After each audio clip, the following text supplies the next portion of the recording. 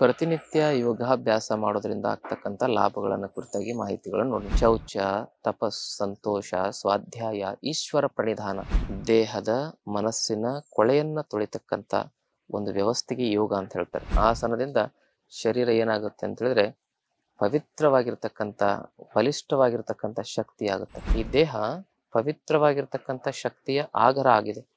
ಇದು ಪರಮಾತ್ಮನ ಪ್ರಸಾದ ಕಾಯ. ಇದು 100 ವರ್ಷಕ್ಕೂ ಅಧಿಕವಾಗಿ ಬದುಕೋದು ಹೇಗಿರುತ್ತೆ, 40-50 ವರ್ಷಕ್ಕೆ ಸಾಯೋದು ಹೆಂಗಿರುತ್ತೆ.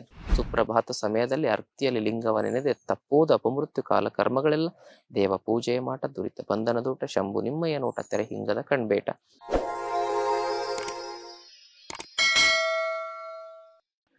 ಓಂ ಶ್ರೀ ಗುರು ಬಸವಲಿಂಗಾಯ ನಮಃ. ಓಂ ನಮಃ ಶಿವಾಯ. ಸರ್ವರಿಗೂ ಭಕ್ತಿಯ ಶರಣು ಶರಣಾರ್ಥಿ. ನಾನು ನಿಮ್ಮ ಯೋಗ ಗುರು ವೈದ್ಯ ಶ್ರೀ ಚನ್ನಬಸವಣ್ಣ, ಶ್ರೀಗಂಗಾ ಯೋಗ ನಿಸರ್ಗ ಚಿಕಿತ್ಸಾ ಹಾಗೂ ಆಯುರ್ವೇದ ಸಂಶೋಧನಾ ಕೇಂದ್ರ, ಬೆಂಗಳೂರು, ಹುಬ್ಬಳ್ಳಿ ಹಾಗೂ ಧಾರವಾಡದ ಹತ್ತಿರ ಮುರ್ಕಟ್ಟಿ. ತಮ್ಮೆಲ್ಲರಿಗೂ ಆಯುರ್ವೇದ ಟಿಪ್ಸ್ ಇನ್ ಕನ್ನಡ ಯೂಟ್ಯೂಬ್ ಚಾನಲ್ಗೆ ಭಕ್ತಿಯ ಸ್ವಾಗತ. ಆದ್ಮೇಲೆ ಇವತ್ತಿನ ಸಂಚಿಕೆಯಲ್ಲಿ ಪ್ರತಿನಿತ್ಯ ಯೋಗಾಭ್ಯಾಸ ಮಾಡೋದ್ರಿಂದ ಆಗ್ತಕ್ಕಂಥ ಲಾಭಗಳನ್ನು ಕುರಿತಾಗಿ ಮಾಹಿತಿಗಳನ್ನು ನೋಡಿ. ಪ್ರತಿನಿತ್ಯ ಯೋಗಾಭ್ಯಾಸ ಮಾಡೋದ್ರಿಂದ ಏನಾಗುತ್ತೆ ಅಂದ್ರೆ ಜೀವನದಲ್ಲಿ ನಮಗೆ ದೈಹಿಕವಾಗಿ, ಮಾನಸಿಕವಾಗಿ, ಭಾವನಾತ್ಮಕವಾಗಿ ಯಾವ ರೋಗಗಳು ಬರೋದಿಲ್ಲ. ಯೋಗ ಅಂದ್ರೆ ಇದು ಕೇವಲ ದೈಹಿಕ ಆರೋಗ್ಯಕ್ಕಷ್ಟೇ ಅಲ್ಲ, ದೇಹ, ಮನಸ್ಸು, ಭಾವನೆಗಳನ್ನು ಶುದ್ಧ ಮಾಡತಕ್ಕಂಥ ಒಂದು ಶಕ್ತಿ ಯೋಗಕ್ಕಿದೆ. ಯೋಗ ಅಂತ ಹೇಳಿದ್ರೆ ಏನು? ಯೋಗ ಅಂದ್ರೆ ಯಮ. ಯಮ ಅಂದ್ರೆ ಸಾವಿನ ದೇವತೆ ಅಲ್ಲ. ಅಷ್ಟಾಂಗ ಯೋಗದಲ್ಲಿ ಯಮ ಅಂತ ಹೇಳಿದ್ರೆ ಅಹಿಂಸೆ, ಸತ್ಯ, ಅಸ್ಥೇಯ, ಬ್ರಹ್ಮಚರ್ಯ, ಅಪರಿಗ್ರಹ, ನಿಯಮ. ಯೋಗ ಅಂದ್ರೆ ನಿಯಮ ಅಂದ್ರೆ ಏನು? ಶೌಚ, ತಪಸ್, ಸಂತೋಷ, ಸ್ವಾಧ್ಯಾಯ, ಈಶ್ವರ ಪ್ರಣಿಧಾನ, ನಿಯಮ. ಹೀಗೆ ಇವೆಲ್ಲವನ್ನು ಅಳವಡಿಸಿಕೊಂಡು ದೇಹದ ಮನಸ್ಸಿನ ಕೊಳೆಯನ್ನ ತೊಳಿತಕ್ಕಂಥ ಒಂದು ವ್ಯವಸ್ಥೆಗೆ ಯೋಗ ಅಂತ ಹೇಳ್ತಾರೆ. ಇವೆಲ್ಲವನ್ನು ಅಳವಡಿಸ್ಕೊಂಡಾಗ ಮನುಷ್ಯ ಬಹಳ ಪ್ರಸನ್ನವಾಗಿ ಆನಂದಮಯವಾಗಿ ಬದುಕ್ತಾನೆ. ಯಮ ನಿಯಮ ಆದ್ಮೇಲೆ ಆಸನದಿಂದ ಶರೀರ ಏನಾಗುತ್ತೆ ಅಂತ ಹೇಳಿದ್ರೆ ಪವಿತ್ರವಾಗಿರ್ತಕ್ಕಂಥ ಬಲಿಷ್ಠವಾಗಿರ್ತಕ್ಕಂಥ ಶಕ್ತಿ ಆಗುತ್ತೆ.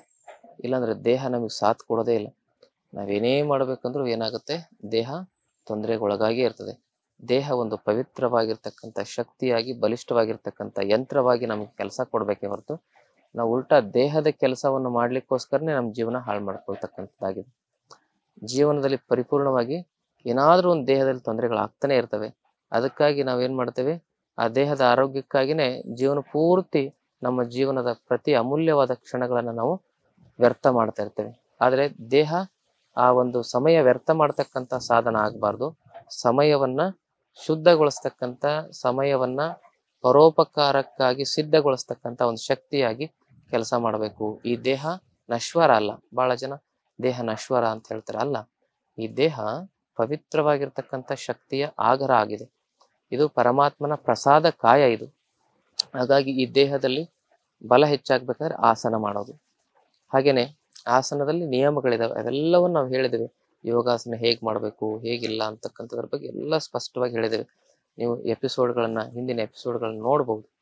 ಹಾಗೇನೆ ಏನು ಅಂತ ಹೇಳಿದ್ರೆ ಆಸನ ಪ್ರಾಣಾಯಾಮದಿಂದ ಪ್ರಾಣ ಶುದ್ಧಿ ಆಗುತ್ತೆ, ಆಯಸ್ಸು ವೃದ್ಧಿ ಆಗುತ್ತೆ. ಒಂದ್ಸಲಿ ಹುಟ್ಟಿದ್ದೇವೆ, ಮತ್ತೆ ಹುಡ್ತೇವೋ ಬಿಡ್ತೇವೋ ಗೊತ್ತಿಲ್ಲ. ಆದ್ರೆ 100 ವರ್ಷಕ್ಕೂ ಅಧಿಕವಾಗಿ ಬದುಕೋದು ಹೇಗಿರುತ್ತೆ, 40-50 ವರ್ಷಕ್ಕೆ ಸಾಯೋದು ಹೆಂಗಿರುತ್ತೆ. ಪ್ರಾಣಾಯಾಮ ಮಾಡೋದ್ರಿಂದ ದೀರ್ಘಾಯುಷಿಗಳಾಗ್ತವೆ. 100 ವರ್ಷಕ್ಕೂ ಹೆಚ್ಚು ಆಯಸ್ಸು ಬರ್ತದೆ. ನೋಡಿ, ಯಮ ನಿಯಮದಿಂದ ಜೀವನದ ವ್ಯವಸ್ಥೆಗಳು ಶುದ್ಧ ಆಗ್ತವೆ, ಆಸನದಿಂದ ದೇಹ ಶುದ್ಧಿ ಆಗುತ್ತೆ, ಪ್ರಾಣಾಯಾಮದಿಂದ ಪ್ರಾಣ ಶುದ್ಧಿ ಆಗುತ್ತೆ.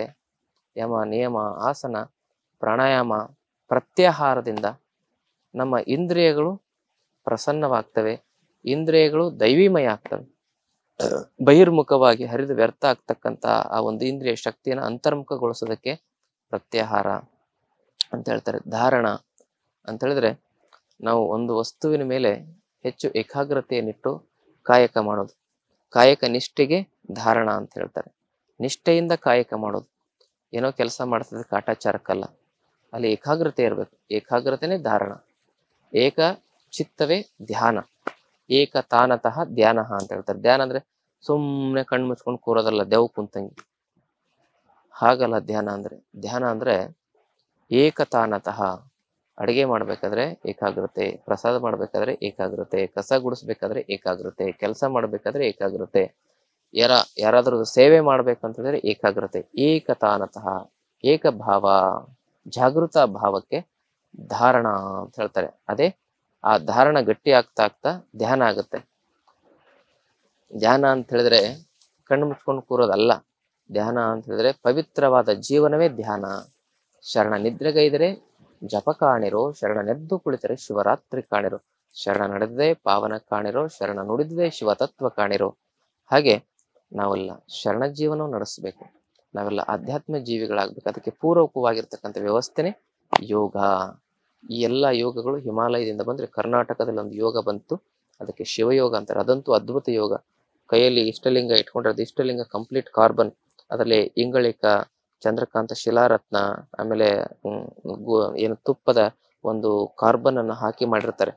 ಹಲವಾರು ಔಷಧಿಗಳನ್ನ ಹಾಕ್ತಾರೆ ಅದರಲ್ಲಿ. ಅದು solid carbon. Carl Sagan scientist ಏನ್ ಹೇಳ್ತಾರೆ, solid carbon proton, electron, neutrons ಸೆಳೀತದೆ ಅಂತ ಹೇಳ್ತಾರೆ. ಅದು ಸೆಳೆದು ನಮ್ಮ ಕಣ್ಣಿನ ನರಗಳ ಮೂಲಕ ಪ್ರವೇಶ ಮಾಡಿ ಅದೆಲ್ಲ ಮೇಲೆ ನಮ್ಮ ಪೀನಿಯಲ್ ಗ್ರಂಥಿಯನ್ನ ತಲುಪಿ ಪೀನಿಯಲ್ ಗ್ಲ್ಯಾಂಡ್ ಆಕ್ಟಿವೇಟ್ ಆಗಿ ಮೆಲಾಟೋನಿನ್ ಹಾರ್ಮೋನ್ ಸೆಕ್ರೇಷನ್ ಆಗೋದ್ರ ಮೂಲಕ ಈ ಜನ್ಮದ ರೋಗಗಳೆಲ್ಲ, ಹಿಂದಿನ ಜನ್ಮದ ರೋಗಗಳು, ಮುಂದಿನ ಜನ್ಮದ ರೋಗಗಳು ನಿವಾರಣೆ ಆಗ್ತವೆ. ಗುರು ಪಾದೋದಕ, ಲಿಂಗ ಪಾದೋದಕ, ಜಂಗಮ ಪಾದೋದಕ ಶ್ರವಿಕೆ ಆಗುತ್ತೆ ಶರೀರದ ಒಳಗಡೆ. ಆಂತರಿಕವಾಗಿ ಗುರು ಪಾದೋದಕ, ಆಂತರಿಕವಾಗಿ ಲಿಂಗ ಪಾದೋದಕ, ಆಂತರಿಕವಾಗಿ ಜಂಗಮ ಪಾದೋದಕ. ಗುರು ಅಂತ ಹೇಳಿದ್ರೆ ಅರಿವೇ ಗುರು.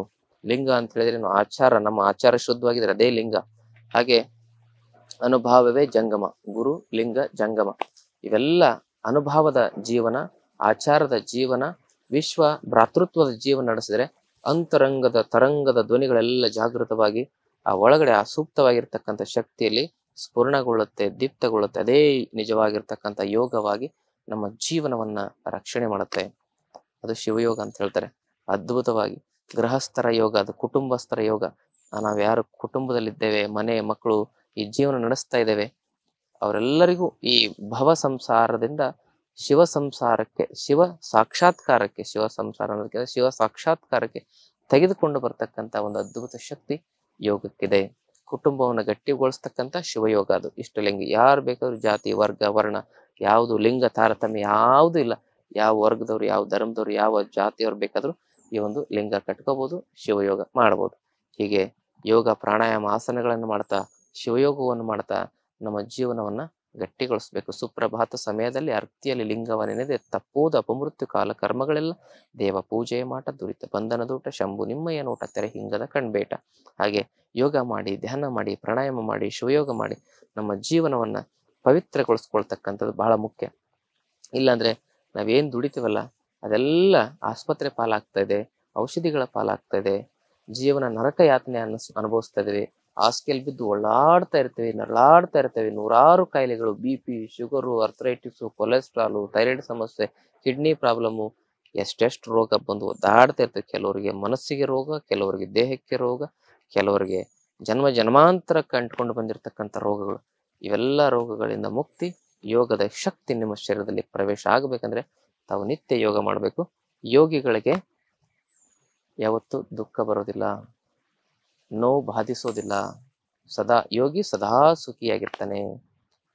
ಯೋಗಿಯ ಲಕ್ಷಣ ಅಂದ್ರೆ ಮುಖದಲ್ಲಿ ಕಾಂತಿ, ದೇಹದಲ್ಲಿ ಸ್ಥಿರತೆ, ಮನಸ್ಸಿನಲ್ಲಿ ಸ್ಥಿರತೆ, ಇವೆಲ್ಲವುಗಳು ಕೂಡ ನಿಮಗೆ ಬರ್ತದೆ. 100 ವರ್ಷ ಆರೋಗ್ಯವಾಗಿ ನೆಮ್ಮದಿಯಿಂದ ಬದುಕಬೇಕಾ, ಯೋಗಾಸನ, ಪ್ರಾಣಾಯಾಮ, ಶಿವಯೋಗವನ್ನ ಮಾಡಿ. ದೀಕ್ಷೆ ಬೇಕಾ, ನಮ್ಮ ಆಶ್ರಮದಲ್ಲಿ ತಮಗೆ ಸಿಗ್ತದೆ, ದೀಕ್ಷೆ ತೆಗೆದುಕೊಳ್ಬಹುದು. ಹಾಗೆ ಯೋಗಿಗಳಾಗೋಣ, ಯೋಗಿಗಳಾಗಿ ಬದುಕೋಣ, ಜೀವನವನ್ನ ನಾವು ಅನುಭವಿಸೋಣ, ಜೀವನವನ್ನ ಪ್ರೀತಿಸೋಣ, ಸಾವು ಬಂದ್ರೆ ಸಾವನ್ನು ಕೂಡ ಪ್ರೀತಿಸೋಣ ಅಂತಕ್ಕಂಥ ಮಾತನ್ನು ಹೇಳ್ತಾ ಈ ದಿನದ ಸಂಚಿಕೆಯನ್ನು ಮುಗಿಸ್ತೇನೆ. ಒಟ್ಟಿನಲ್ಲಿ 100 ವರ್ಷ ಆರೋಗ್ಯವಾಗಿ ಬದುಕಲಿಕ್ಕೆ ಯೋಗವೇ ಮೂಲ ಶಕ್ತಿ. ಅದನ್ನ ಸ್ಪಷ್ಟವಾಗಿ ತಾವು ತಿಳ್ಕೋಬೇಕು. ಇಲ್ದಿದ್ರೆ ಜೀವನ ಆ ಒಂದು ಕಾಯಿಲೆ ಗೂಡಾಗುತ್ತೆ.